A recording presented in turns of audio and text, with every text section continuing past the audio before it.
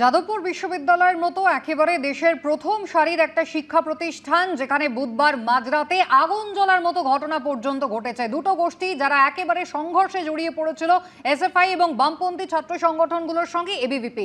সেই ঘটনার পর বারবারই শোনা গিয়েছে উপাচার্যকে অভিযোগ দায়েরের কথা, কিন্তু সেই অভিযোগ অফিসিয়ালি দায়ের করতে 37 ঘন্টা সময় লেগে গেল। গতকাল দুপুরে অবশেষে 37 ঘন্টা পর উপাচার্য অভিযোগ করলেন, থানায় এফআইআর দায়ের হলো। কিন্তু প্রশ্ন হচ্ছে, এত সময় কেন লাগলো? অফিসের পরিস্থিতি ছিল না যাতে অভিযোগ দায়ের করা যায়, এমনটাই কিন্তু বলেছেন উপাচার্য নিজে।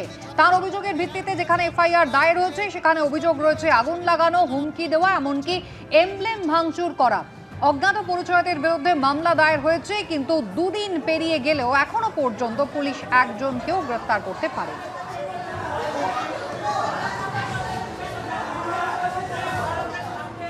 কমপ্লেন করেছি যে 19 এবং 20 তারিখে বিশ্ববিদ্যালয়ে যে ঘটনা ঘটেছে, এই ঘটনা সম্পূর্ণ অনুপেক্ষিত একটা ঘটনা। সেই ঘটনা আমরা বিশ্ববিদ্যালয়ের তরফ থেকে মাননীয় উপাচার্য মহোদয় এটা পাঠিয়েছেন, কমপ্লেন পাঠিয়েছেন যে 19 এবং 20 যে দুদিনই যে ঘটনাটা ঘটেছে, এটা সম্পূর্ণভাবে আপনাদেরকে জানালাম। এই কমপ্লেন অভিযোগের ভিত্তিতে আপনারা যা বিএনএস অনুযায়ী যা আছে সে অনুযায়ী ব্যবস্থা নেওয়ার জন্য অনুরোধ করেছে, ভাবে সহযোগিতা করব। আরেকটা বিষয় যেটা জানা যাচ্ছে যে আপনারা কমপ্লেনে 1 নম্বর গেটের সামনে সিসিটিভি ক্যামেরা ভাঙা হয়েছে বলে বলেছেন। এইটা 1 নম্বর গেটের সামনে সিসিটিভি ভেঙেছে, সেইটা আমরা দেখবো, টোটালটা করে জিজ্ঞাসা করি, টোটাল আমাদের যে পার্সোনালগুলো আছে সেটা দেখি, সেটাও যদি থাকে আমরা সেই যে একটা কমিটি গঠন হয়েছে তদন্ত কমিটি, সেই তদন্ত কমিটির কাছে এগুলোও আমরা উপস্থাপন করে যার যা অভিযোগ আছে সমস্ত অভিযোগই এই কমিটির কাছে পেশ করা হবে। 2 জন উপাচার্য রয়েছেন, একজন প্রাক্তন উপাচার্য Netaji Subhas open university professor Shubho Shankar বাবু রয়েছেন, বাবা সাহেব আম্বেদকর বিশ্ববিদ্যালয়ের উপাচার্য রয়েছেন, এবং আর একজন বিশ্ববিদ্যালয়ের একটা শীর্ষস্থানীয় আধিকারিক রয়েছেন, এবং আমাদের যাদবপুরের কোনো সদস্য নেই, শুধু প্রেজেন্টিং অফিসার হিসাবে একজন ডেপুটি রেজিস্ট্রারকে দেওয়া হয়। 3 সদস্যের কমিটি। আমাদের এখানে সিসিটিভি ফুটেজ সবসময় সিকিউর থাকে এবং সেটা মোর দেন এ মান্থ অন্তত থাকে। আমি আশাবাদী যে এই সমস্যাগুলো মিটে যাবে এবং সবাই রেস্ট্রেইন, আমি একটা কালকে অ্যাপিলও করেছি সবাইকে, অল স্টেক হোল্ডার্স, সবাই যেন সংযত থাকে, কেউ যেন কোনো রকম ওভারস্টেপিং না করে। ক্যাম্পাসে আমরা চট করে পুলিশ থাকুক এটা আমরা ওই নীতিতে বিশ্বাস করি না।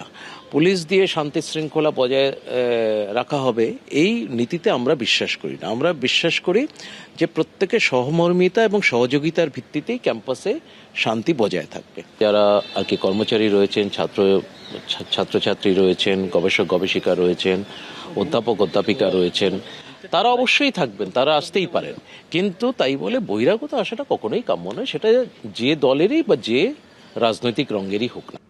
যাদবপুর বিশ্ববিদ্যালয়ে তাণ্ডবের ঘটনায় এখন কড়া সমালোচনার মুখে যাদবপুরের বিজেপি বিধায়ক সর্বরী মুখোপাধ্যায়। বুধবার রাতে তার হুমকির পরই গন্ডগোল বাধে। যদিও বিজেপি বিধায়কের দাবি, তিনি কোনো উস্কানিমূলক কথাই বলেননি।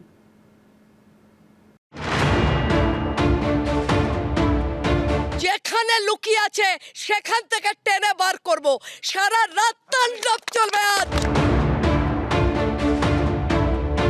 তাহলে 1 ঘন্টা পর থেকে যাদবপুর হোস্টেলে ঢুকবে গোটা ভারতীয় জনতা পার্টি, পশ্চিমবঙ্গের সরকার, এবিভিপি সবাই।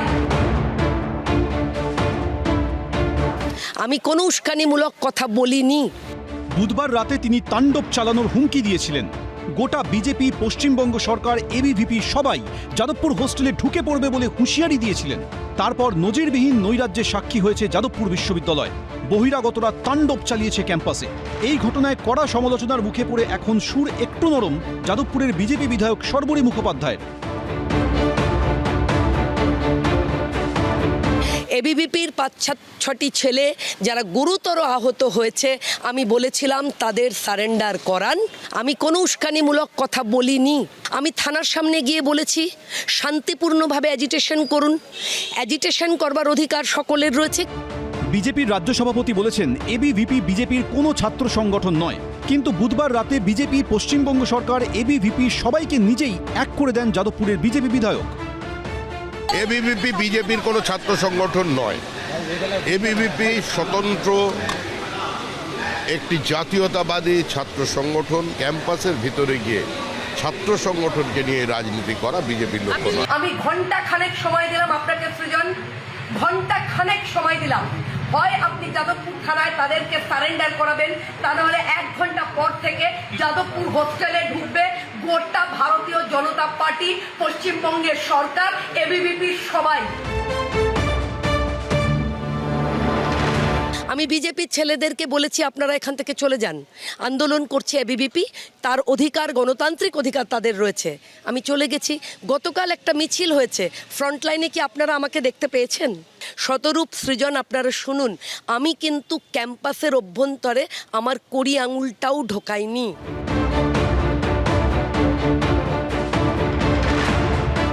আমি সৃজন ভট্টাচার্যকে বলছি, অলিভ দাস, রহমান মল্লিক, অনির্বাণ, সাগ্নিক সরকার, এদেরকে যদি 1 ঘন্টার মধ্যে যাদবপুর থানায় সারেন্ডার না করান, সৃজন আপনাকে বললাম আমি কিন্তু যেখানে লুকিয়ে আছে সেখান থেকে টেনে বার করব।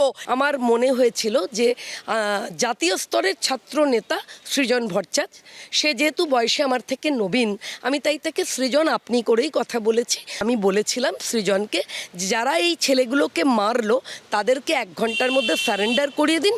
আমরা কিন্তু তাহলে এই যখন এবিভিপি মানে কমপ্লেন লজ করছে, তার আগে যেহেতু ছাত্রদের নামেই তো কমপ্লেন লজ হচ্ছে, তো সৃজন যদি তাদেরকে সারেন্ডার করিয়ে দিতেন তাহলে আমরা তাদের সঙ্গেও কথা বলতাম যে কমপ্লেন লজ করবার আগে। যাদবপুরের বিজেপি বিধায়কের মন্তব্য অশান্তিতে প্ররোচনা জুগিয়েছে বলে ইতিমধ্যেই অভিযোগ উঠতে শুরু করেছে। এই প্রশ্ন উঠছে, তাকে কেন তদন্তের আওতায় আনা হবে না? অবশ্যই তদন্তের আওতায় আনা উচিত। আজকে সুমোটো মামলা করা উচিত ছিল, যতক্ষণ 37 ঘন্টা বাদে কলেজ এবং বিশ্ববিদ্যালয় কর্তৃপক্ষ এতক্ষণ সময় নিলেন।